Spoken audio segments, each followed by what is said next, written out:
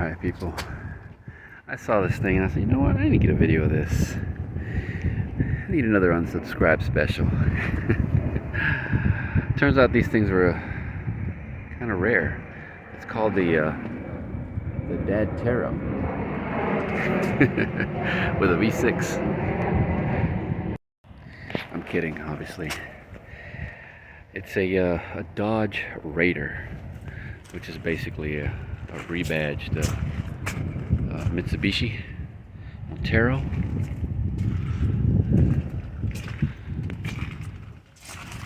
Let's see what she looked on this. It was in better shape, but got a little beat up on that side, on the other side by the yard. A busted window, a windshield.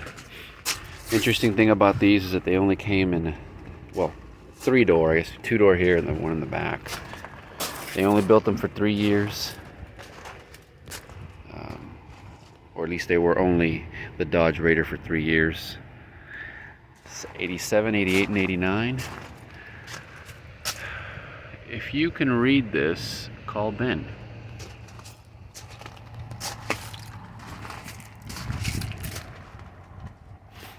I guess the Mitsubishi version, you could get it in 4 doors. See, this was caused here. That's by the yard right there.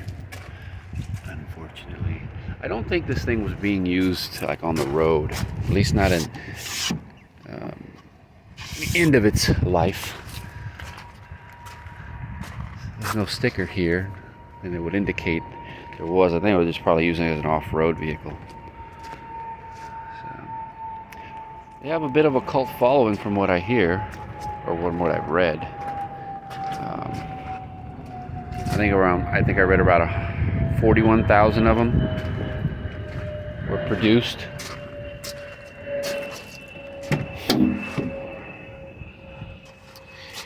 And it's pretty 80s, you know, as you can see. I like the gauge cluster, and it's got this thing called the inclinometer or inclinometer. I'm not sure how you pronounce it. I know there are other models, other vehicles that had these, something similar to this. I know I've seen them on other ones. I can't remember what, the Nissans or the Toyotas.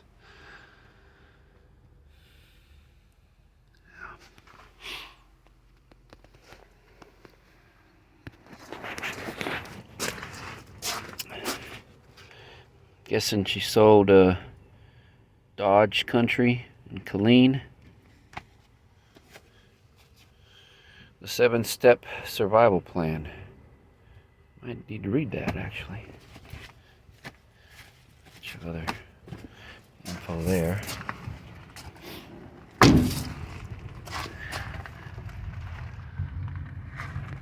Yeah, she's rusty though, man. Well, yeah, I don't know. I think it would say here imported by, or imported for Dodge or something like that. Like the handles down here. You know, I'd say this classifies as a classic, and it's, you know, a little unique, oddball kind of thing. Out the box, you know, outside the box. I like doing stuff like this every now and then when it's something you really don't ever see. I mean, when's the next time I run into one of these things? I don't foresee much of a, in terms of views, but you know, some people may like it. This might be a Kim special. I know Kim's always like, oh man, I keep forgetting, man. I know you like the Fords, man. I keep forgetting. There's your mileage.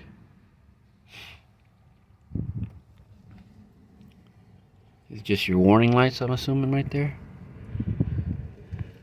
Gate lock, unlock, okay. Defrost, not sure what this is. Rear, or is that, yeah, for the rear, I guess? Or is that just for the front?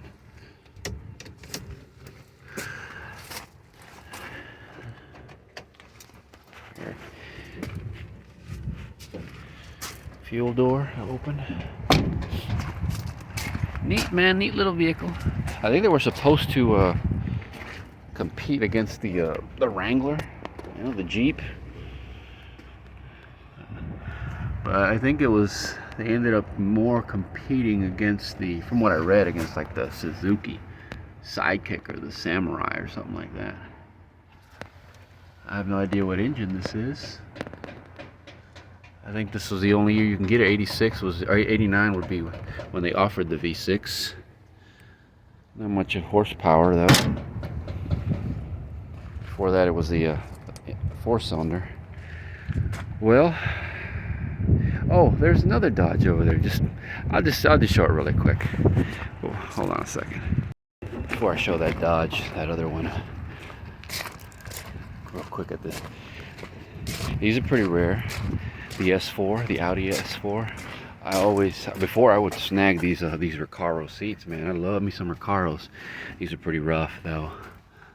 I mean, they can be recovered, but nowadays with pick and pull and like, you know, a bunch of these places now charging stupid money for, if they have, now they added more to the price if it's got an airbag. So this is like $100 seat now here, freaking $100. And this thing, that one's not that bad, but this one, oh boy, to get that thing to move forward, man, you, oh, freaking pain in the butt.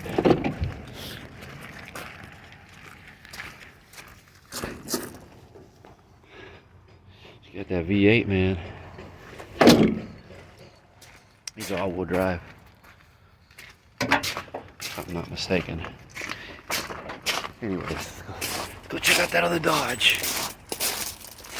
Oh, well, like I was saying, I sold a pair of those. I have another pair of those seats.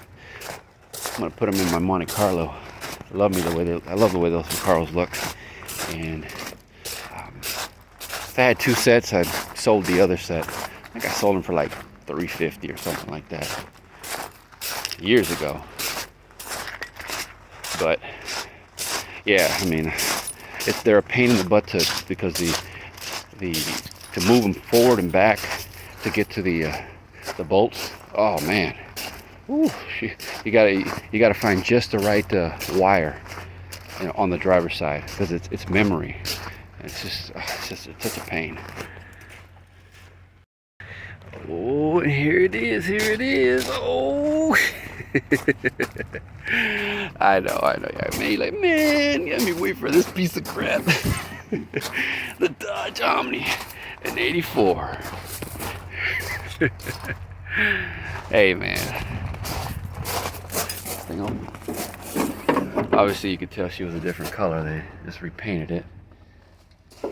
Original color being like a light brown. I know. You're like, man. You're gonna be like, no, see that piece of crap. Oh, we're not gonna be able to see the VIN there, Google, man. If it's there, it's super light. Yeah. Oh, actually, right here. We'll go ahead and hide the lady's name, unless they already saw it. There it is.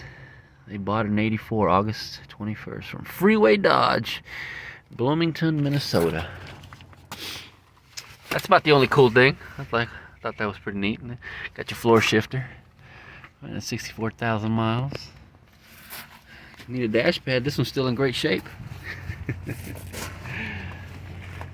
Yeah. I don't know if I can even raise it. Okay, we can. I don't even know where it is on this thing.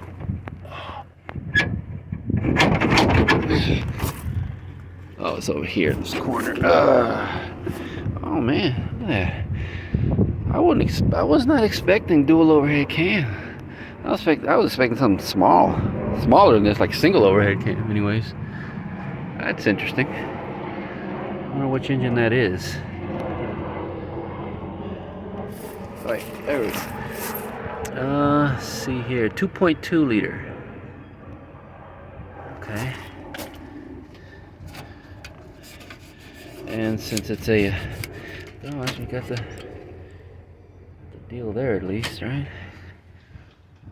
All right. Yeah, I wasn't expecting that. Somebody took the grill. And there's the